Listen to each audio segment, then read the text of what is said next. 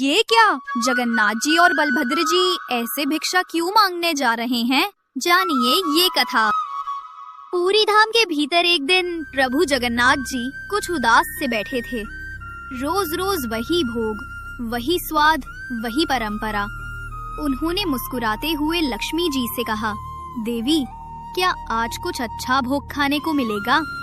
लक्ष्मी जी ने आश्चर्य से पूछा, मतलब प्रभु?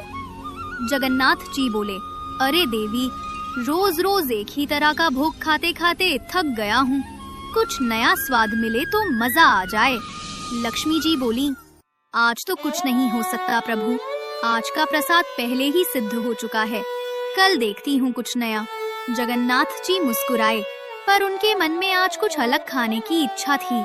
वे अपने बड़े भाई बलभद्र जी के पास गए। दाऊ, मैं रोज रोज एक ही भोग खाकर ऊब गया हूँ। बलभद्र जी ने हंसते हुए कहा, तो मैं क्या करूँ? लक्ष्मी जी से कहो। जगन्नाथ जी बोले, अभी अभी तो वहीं से लौट रहा हूँ, उन्होंने भी मना कर दिया। बलभद्र जी ने हंसते हुए कहा, तो फिर क्या करने का इरादा है? जगन्नाथ जी ने शरारती मुस्कान के साथ कहा, चलो ना दाऊ, आज पुरी के भक्तों के घर चलते हैं, वहाँ कुछ अच्छा मिल ही जाएगा।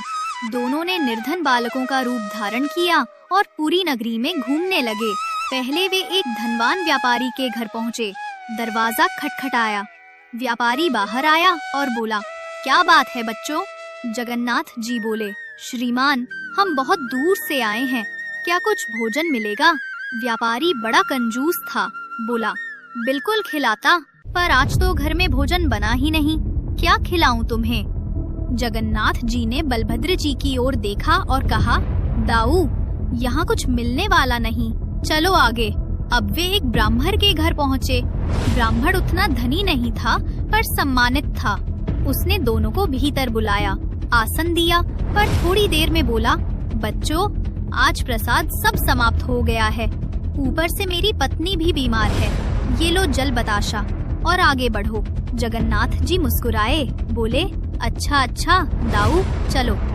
एक एक कर कई घर गए, पर किसी ने भी उन्हें भोजन नहीं कराया। रात का समय था, दोनों थके हारे और भूखे पुरी की गलियों में घूम रहे थे। तभी एक छोटी सी पान की दुकान दिखी। पान वाला बहुत गरीब था, आज उसके एक भी पान नहीं बिके थे। दोनों भाई उसके पास गए।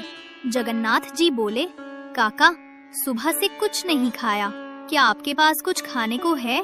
पान वाले ने सरलता से कहा, बेटा, मेरे पास तो कुछ भी नहीं है, बस ये पान है, अगर तुम्हें चले तो यही खा लो। जगन्नाथ जी मुस्कुराए, चलेगा नहीं काका, दौड़ेगा। पान वाले ने प्रेम से 2 थालों में पान सजा कर दिए। दोनों ने आनंद पूर्वक पान खाया।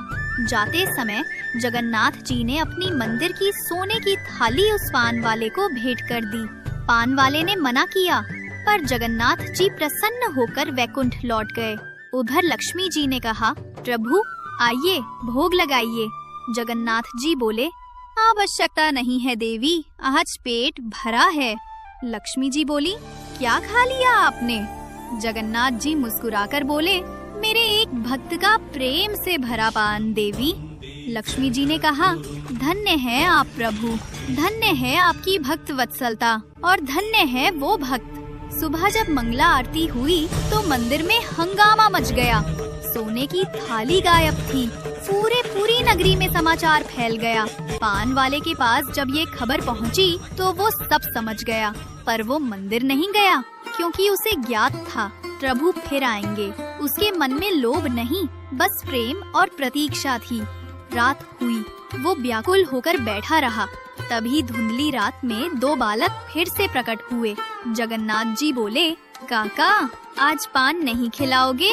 पान वाले की आंखों से आंसू बह रहे थे। उसने 2 थालों में पान सजाए और उनके चरणों में रख दिए।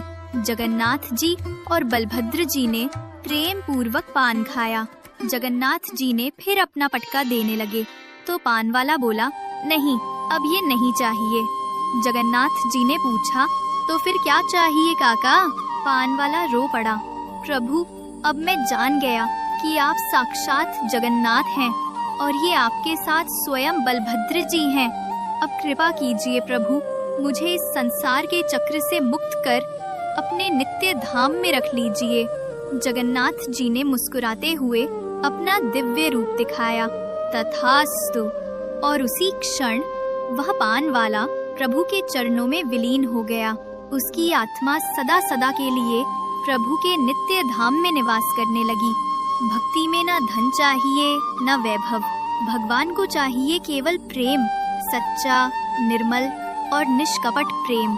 जहाँ प्रेम है वहीं जगन्नाथ हैं।